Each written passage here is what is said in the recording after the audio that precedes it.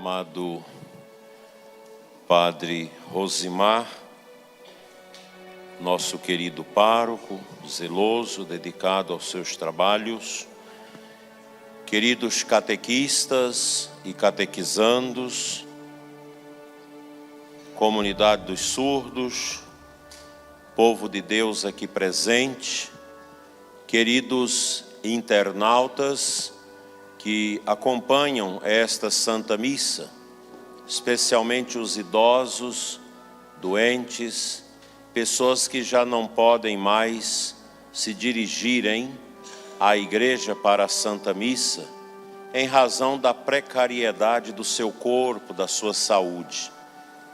Todos nós precisamos estar preparados para enfrentarmos o tempo da nossa velhice, aqueles que tiverem a graça de chegar à velhice, as enfermidades e limitações. O nosso corpo, ele deve ser sempre resignado, pois vive a fragilidade. E a alma, que é esse espírito que somos nós encarnado nesse corpo, deve ser a força e a substância para dar ao nosso corpo o fim que agrada a Deus. Muitas pessoas se deixam levar pelo corpo e não pelo espírito. Nosso corpo é falho. Nosso corpo pode se tornar também uma fonte de pecado. Daí a necessidade da nossa espiritualidade, da nossa alma, da nossa racionalidade, vontade, liberdade, dar ao corpo o seu devido fim. O corpo é importante, extremamente importante, até porque ele vai ressuscitar no final dos tempos. Dentro disso, nós somos chamados a viver a vigilância.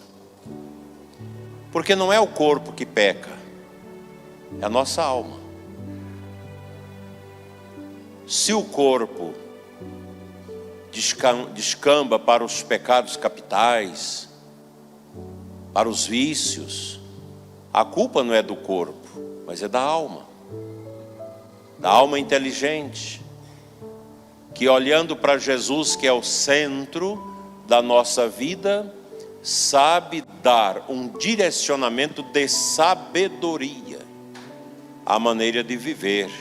A primeira leitura de hoje nos fala da sabedoria, no livro sapiencial que tem o mesmo nome. E aqui a sabedoria é tratada como uma senhora, como uma mulher virtuosa. A sabedoria, ela não é adquirida no livro, na universidade, na escola. A sabedoria é adquirida do alto. É um dom do Espírito Santo.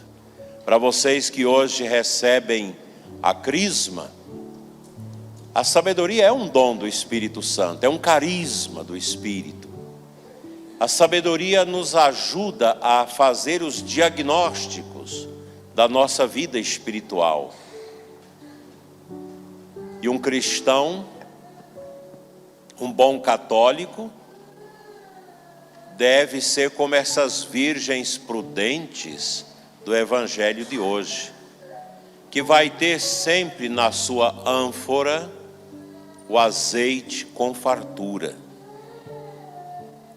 Esta parábola, ela é contada por Jesus a partir de um contexto matrimonial do casamento judaico do primeiro século, em que havia as virgens, que seriam uma espécie de damas de honra do casamento para nós hoje, que entravam com a noiva, aquela futura esposa, que seria depois desposada pelo seu esposo.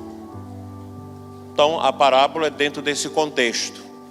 E aqui nosso Senhor quis vislumbrar para nós as virgens prudentes e as incautas, as virgens imprudentes ou tolas. As prudentes levaram o azeite com fartura, porque não sabia a que horas chegaria o noivo. Poderia ser no começo da noite, no meio da noite ou na madrugada. As imprudentes pensaram: a gente não precisa levar muito óleo, ele vai chegar no início da noite. Se faltar, a gente pega emprestado com as outras. Mas ocorre que o noivo demorou a chegar, tardou a sua chegada. As virgens tolas logo viram a chama da candeia apagar. E elas, ao contemplar aquela realidade, pensaram: como nós vamos entrar para as bodas, para as núpcias? Que jeito? Vamos pedir emprestado azeite às prudentes, que disseram: não, vá a algum lugar aí comprar. Enquanto elas foram, o noivo chegou, entrou para o festim matrimonial, fecharam-se as portas, e quando elas chegaram e bateram as portas, os comensais dizem: agora não, o noivo não as recebe mais. Santo Agostinho vai dizer nos seus comentários bíblicos sobre esta passagem que este óleo, ele expressa as nossas boas obras. O cristão, o católico, é chamado a viver as boas obras. Mas quais são as boas obras? São as virtudes. Mas como que eu faço para ser uma pessoa virtuosa? Você tem que querer. Você precisa ter o azeite, precisa ter a candeia acesa, com este azeite bom do desejo de fazer o bem, de viver as virtudes, de ser uma pessoa que agrada a Deus. Ah, mas eu sou tão fraco, o mundo me persegue. Quem não é fraco? Todos nós somos. Mas eu posso contar com a ajuda do noivo, o Espírito Santo é que nos ajuda. Por que nós católicos rezamos todo dia: vinde Espírito Santo, enchei os corações dos vossos fiéis?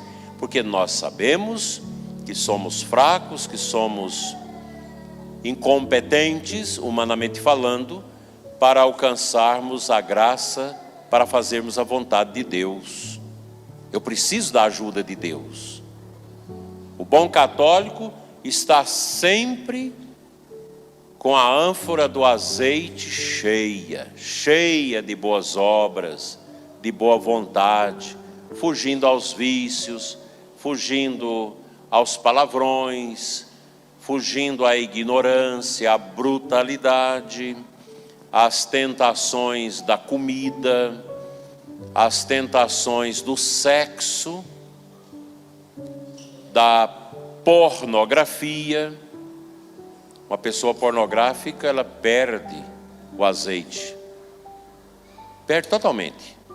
Pessoa que está na pornografia não aguenta meia hora no Santíssimo, não aguenta rezar, porque a pornografia é um vício, é uma desgraça, é uma obra do demônio, da pomba gira, que leva a pessoa à escravidão da carne. E é muito triste isso. A pessoa não consegue orar, não consegue amar. Há um cansaço causado pelos pecados do sexo. E a pornografia, ela é uma droga medonha.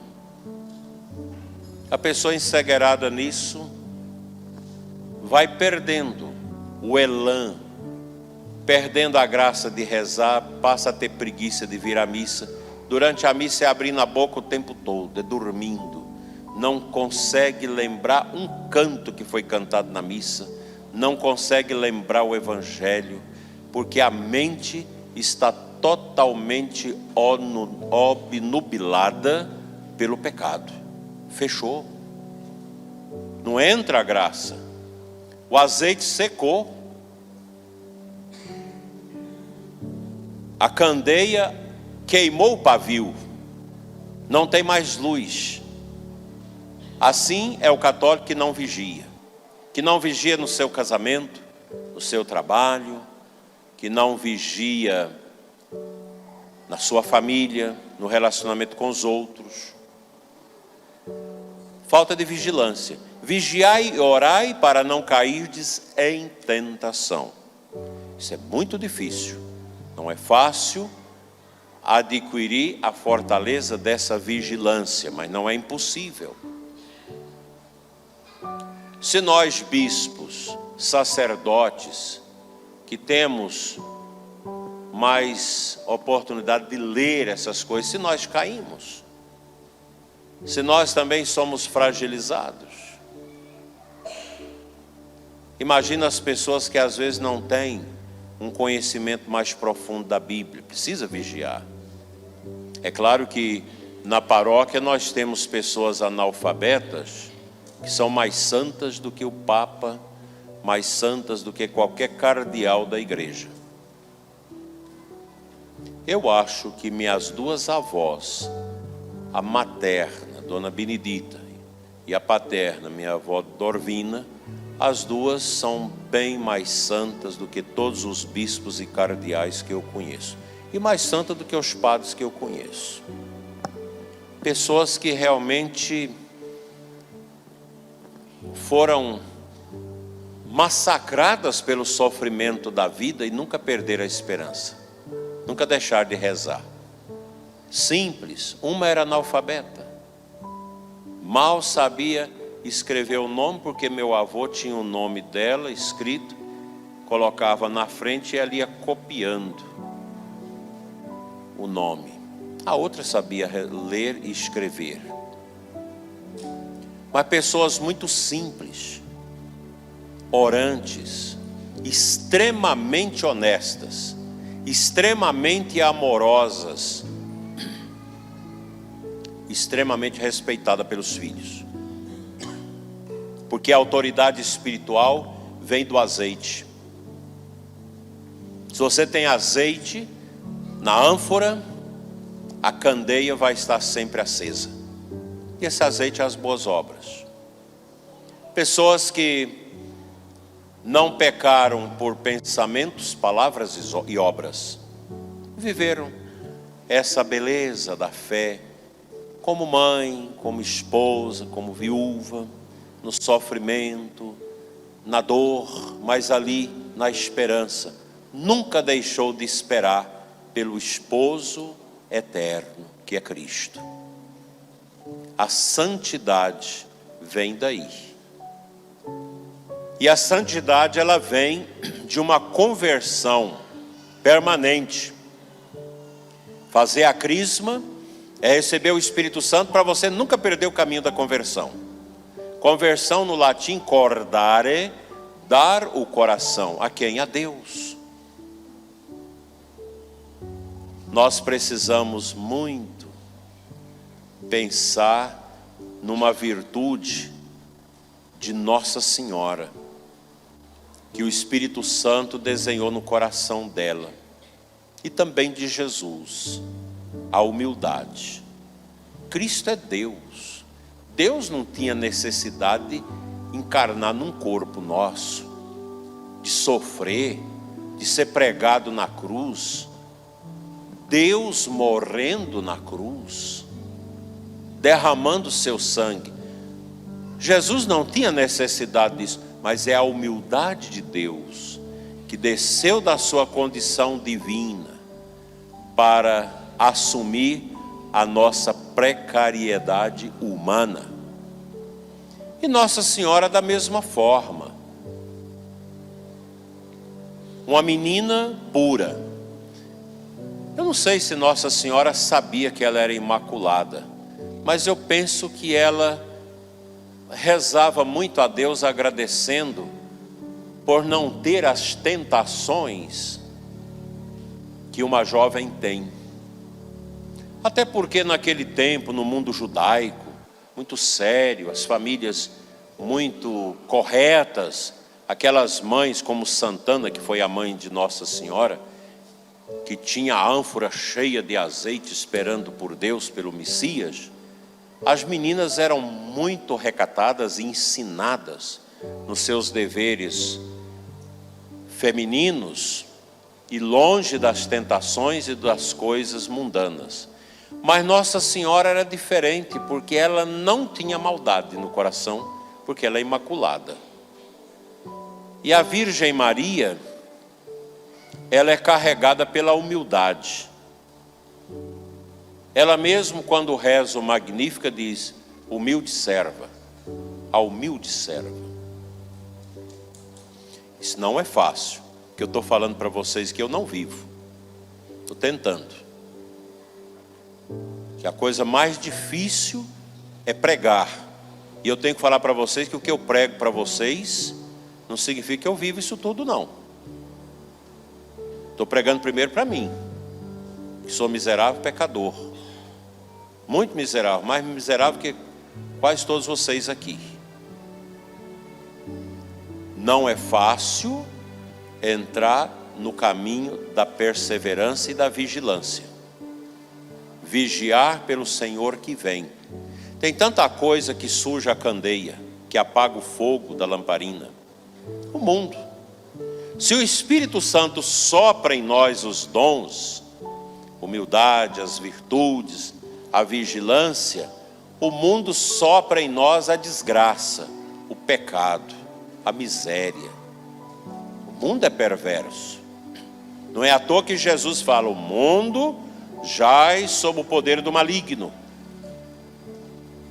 O mundo é instrumento do demônio para tirar a nossa fidelidade a Deus, para tirar a nossa vigilância e desviar os nossos pés do caminho estreito de nosso Senhor, que é o caminho da paixão, o caminho da entrega, o caminho da imolação. A gente pode pensar em Santa Teresinha do Menino Jesus, que se imolou por Deus, tão jovem, mas com a fé tão adulta, uma virgem que tinha o óleo com fartura, o óleo da perseverança. Como os grandes santos e santas da nossa igreja. E para vocês que hoje recebem a crisma, muitos de vocês são jovens, tem também pessoas adultas, mas sobretudo para os jovens, vocês têm que ter cuidado com a ventania do mundo. Muito cuidado. Porque a ventania do mundo, ela traz as drogas, traz a pornografia, traz a pedofilia, traz a desobediência aos pais, a desobediência à igreja, traz a vaidade, a prepotência, traz a carne e não o espírito. E quem vive segundo a carne, vive para o mundo. O mundo é uma canseira, porque as coisas do mundo são passageiras. O prazer, a satisfação carnal, gente, ela é curtinha. É igual coice de porco, pequena. Vamos pegar aqui um viciado em cocaína. Ele sabe que está matando a vida dele. Usa cocaína na veia, aí fica eufórico. Usa na carreirinha, aí fica doido, achando que todo mundo está perseguindo a ele. Esconde debaixo da cama com medo da polícia. É aquela loucura. Quando ele passa do efeito, ele fala: eu preciso largar isso. Aí a mãe fala, o povo fala, leva para casa de recuperação. E ele coloca o propósito: eu preciso largar. Mas ele esquece do vento do Espírito de Deus e começa a ter saudade do vento do mundo. O vento do Espírito desce sobre nós e nos marca com o céu. O vento do mundo passa sobre nós e nos marca com o carvão pestinolento do pecado. E o diabo começa a soprar no seu coração. Lembra, quando você usava as drogas, você não ficava tão triste como você está. Você entrava no outro mundo. E aí aquela música do Padre Zezinho: se ouvires a voz do mundo, querendo te enganar. O que ele tinha que fazer? Vá de retro, Satana, vá embora, diabo, saia. Eu quero o vento do Espírito. Mas não, ele não manda embora, o vento entra e ele cai. Nunca levanta. É a situação triste do pecado. É igual você, marido bruto, sem educação, que grita com sua esposa, com seus filhos. Igualmente você, mulher bruta, sem educação, grita com os filhos, grita com o marido. Isso é um vício. Isso é ventania do mundo. Resolve nada. Vocês que gritam em casa, resolve alguma coisa? Me prove se resolve. Só cria angústia. Coloca defeito nos filhos. Tira a unção dos filhos, porque os filhos sabem: meu pai e minha mãe só sabem gritar. É uma ventania. Muito vento, pouca chuva. Pronto. Sabe que é só gritaria ao vento. Que tristeza. Nós não podemos ser pagãos dentro da igreja. Nós precisamos ser cristãos, querido Crismandos. Para isso é preciso acolher o sopro do Espírito Santo e não a ventania do mundo. O mundo lá atrás, e nós cristãos na frente na fé. O mundo não tem fé, o mundo vai lá atrás a pé, e nós aqui na frente na fé. Nós não queremos fazer aliança com o mundo, com esse mundo torpe. A gente anda às vezes à noite aqui em Planaltina, eu fico penalizado de ver os jovens perdidos. Vou rezando, o Reginaldo sabe disso. A gente encontra essas pessoas fazendo programa de sexo, aí tudo mal vestido, debaixo das mangubas, aí esperando programa. Que tristeza. Eu sempre oro: meu Deus, que um dia essa pessoa encontre alguém para evangelizá-la. É que eu me lembro de um caso, ali para a região de Aparecida, Taubaté, tinha um pregador muito hábil. Um homem de grande poder no Espírito. Não sei se ainda é vivo, mas eu acho que sim. Ele tinha um Fusca. Aí um dia ele parou, tinha duas prostitutas, mal vestidas, esperando os homens para fazer o programa e para vender o corpo. E ele começou a falar de Jesus para elas. Elas ficou olhando na cara dele e falou: vai embora, você está atrapalhando o nosso programa. Ele não quer te ouvir não, some. Expulsou ele. Ele entrou no Fusca e foi embora. Ele falou: eu vou voltar. Aí voltou, só tinha uma. Oi, quanto que é o programa? De 1 hora. Tanto. Entra. Parou na praça da igreja, de frente ao cruzeiro. Começou a falar de Deus para ela. Ah, não vim aqui para... Não, eu não vou ter relação sexual com vocês. Eu comprei a sua hora e esta hora você tem que ficar comigo e escutar o que eu vou te falar. Evangelizou a mulher, foi falando de Jesus. E a mulher começa a chorar, começa a sentir diferente e foi tocada pelo Espírito Santo. Essa mulher, depois convertida na igreja, teve um bom casamento e bons filhos, através da evangelização. Às vezes a gente passa, a gente vê as prostitutas, travestis, essas pessoas que fazem programas, eu sempre oro. Nunca tive coragem de fazer essa experiência e nem vou fazê-la. Mas tem gente que tem o fogo do Espírito Santo para evangelizar. Eu me lembro uma vez, como padre novo, chamei 2 casais da pastoral familiar. Falei, vamos no cabaré da cidade às 3 horas, na hora da misericórdia, evangelizar as prostitutas. Não vou dizer o nome aqui do cabaré, que era famosíssimo. Quando nós entramos, tinha várias mulheres mal vestidas, bebendo cerveja, e alguns homens saíram correndo, porque eram homens da paróquia, que estavam lá à tarde, ao invés de estar trabalhando, estavam lá se prostituindo. E foi um Deus nos acuda. Eu falei, não, calma, eu vim aqui só para rezar 5 minutos, me dê 5 minutos. E a gente falou do amor de Deus, falou da necessidade da conversão, da mudança de vida. E foi algo tão interessante que algumas vezes que eu fui nesta realidade, daquela realidade nós tivemos 5 mulheres que abandonaram a prostituição. A gente ajudou elas a saírem da prostituição. A dona do cabaré ficava horrorizada e queria perseguir a gente, mas como ela tinha fé, ela não tinha coragem de peitar o padre. E eu convidava as mulheres, quem quiser deixar essa vida, me procure que eu vou ajudar.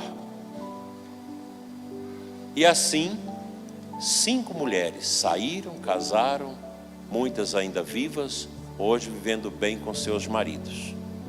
Mas eu passei por uma situação constrangedora, porque um dia eu estava na praça da igreja e uma delas vinha, bem mal vestida.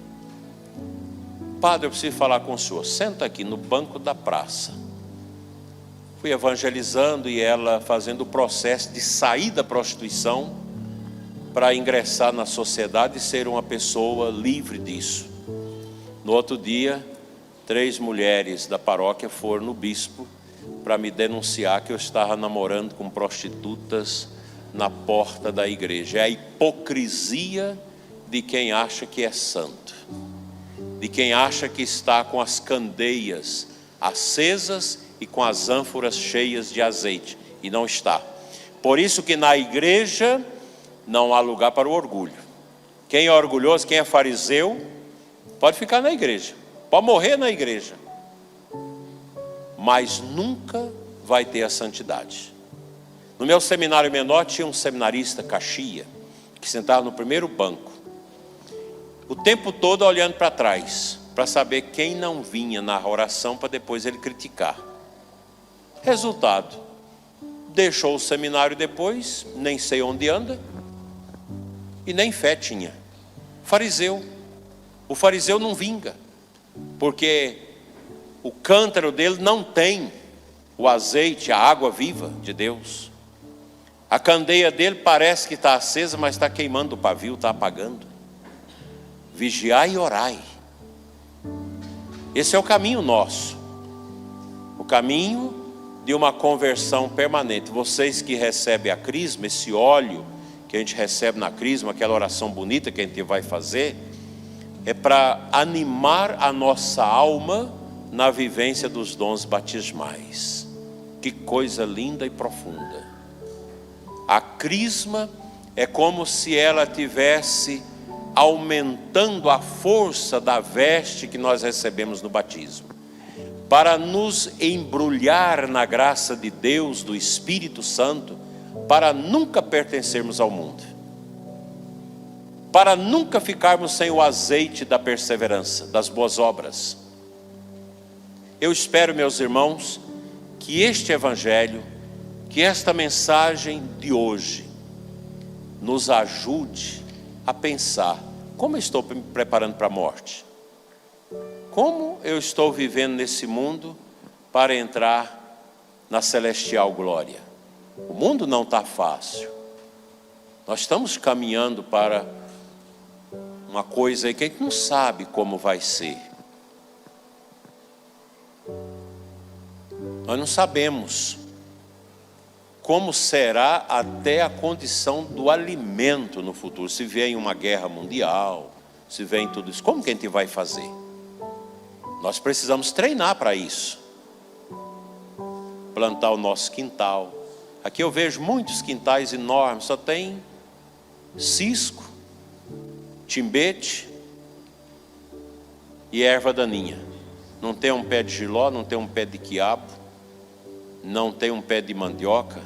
E vocês comprando mandioca no supermercado. Use a terra. Planta a cebola. Planta um pé de uma moita lá de bananeira. Nós temos que começar a viver isso. Daqui a uns tempos a gente vai ter que viver assim. Você vai ter que comer daquilo que você tem no quintal. A preguiça é uma desgraça. É uma ventania do mundo. A gente fica tudo pregado na televisão, na internet, no zap, e esquece das coisas. Outro dia um marido me disse, depois que minha mulher descobriu esse mundo, a casa nunca mais foi limpa. Só sujeira e desordem. Mas é claro, perdeu a disciplina. Nós precisamos de disciplina, de ordem na nossa vida. E isso é o Espírito Santo que dá. Porque devemos estar sempre com azeite na mão, para não apagar a luz do batismo, porque a gente não sabe que hora Jesus virá. Será que não está nos tempos da volta de Cristo?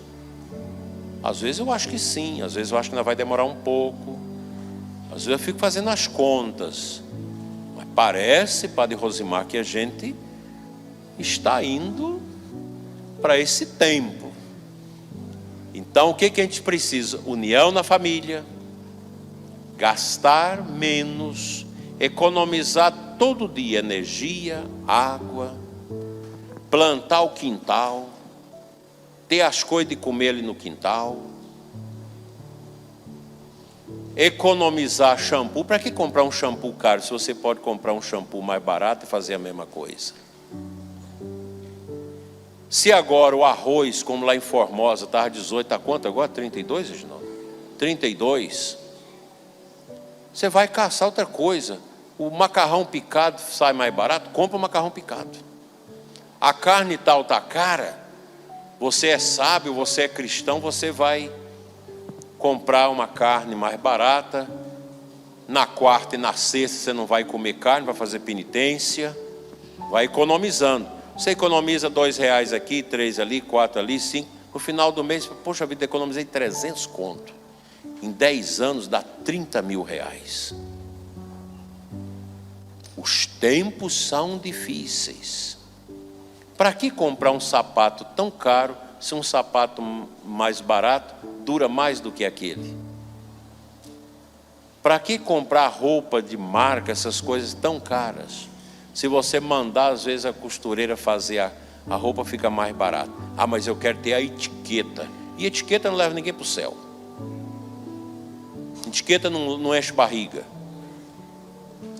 Já falei aqui uma vez e lembro a frase do meu avô que falava muito. Para viver o luxo, muita gente faz padecer o bucho.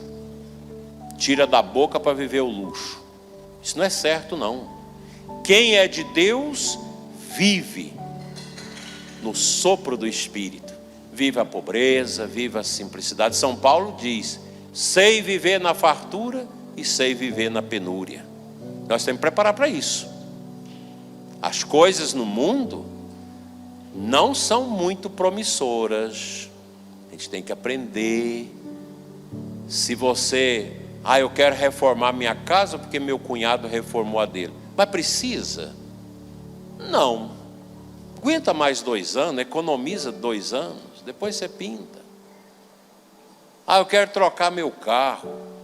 Mas precisa? Porque às vezes não precisa. Tudo é condução do Espírito.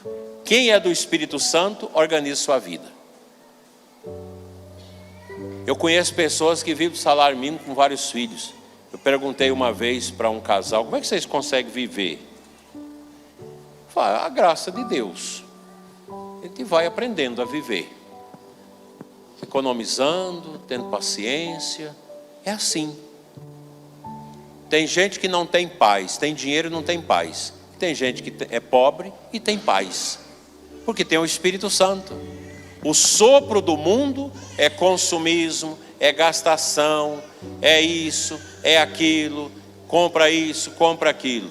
Enquanto que quem vive no sopro do Espírito, penitência, resignação, humildade, pobreza, simplicidade. Toda família precisa ter uma poupancinha de reserva. Por mais pobre que seja a família, economiza R$10, coloca na poupança. Tem uma conta aí de banco eletrônico, não vou dizer o nome para não fazer propaganda. Mas Reginaldo me ensinou isso. Na LS tem uma caixinha onde você coloca a sobrinha, você vai colocando lá. Aí você esquece a caixinha. Depois, um tempo, você olha, tem muita coisa na caixinha. Você vai economizando. Joga R$2, joga R$3 na caixinha e vai rendendo. É assim que a gente administra a nossa vida. Com muita paciência, com muita oração. Uma casa que reza, que invoca o Espírito Santo e que deixa o sopro do Espírito vir, nunca vai faltar o azeite. Nunca. Mas quem vive no mundo, não só vai faltar o azeite, mas o mundo ainda vai apagar o pavio que está aceso. Que Nossa Senhora da Luz nos ajude a viver na luz do seu Espírito. Amém.